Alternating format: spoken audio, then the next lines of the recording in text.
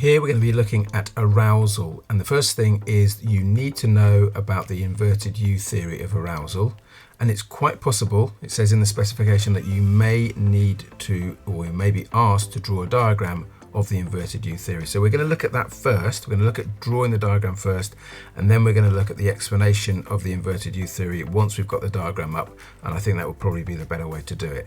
So a couple of things, we'll just take through step by step exactly what you need to be doing here. So first of all, you want to be drawing your horizontal line, your x-axis line, and then you want to be drawing your vertical line there, which is your y-axis, and then you need to be labeling this. So arousal levels are along the bottom and performance levels is on the vertical here on the y-axis, and then you're going to be putting in the levels of arousal. So you've got low level, you've got high level, and you're going to have a medium level in the middle, and that's important, and you'll see why in just a moment. And then for performance levels, you're going to have low there and high a little bit higher up.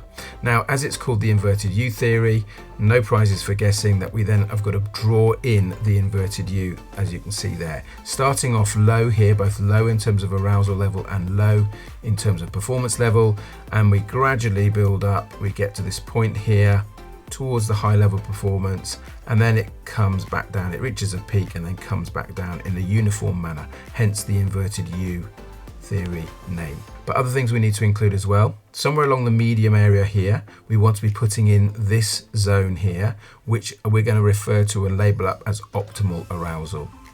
And then also in this area here, we're going to put under arousal, so we're under aroused here, and in this area here, we're going to put over arousal. Now, if you can remember to do all of those things and label that up really concisely like that, then you're going to do really well if you're asked to draw a diagram of the inverted U theory. So now let's have a look at the explanation for the inverted U theory, and we'll refer back to the diagram to help us with our understanding of this. So first of all, as arousal levels increase, so does performance. So what we're saying here, these are arousal levels.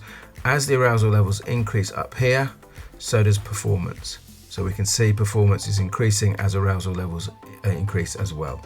And then we can say when arousal levels are low, performance levels are low as well. So when arousal levels are low, so we're down here, if we draw a little line, if we join that together, we can see that there's low arousal levels, low levels of performance. This is because we're under aroused here, all right?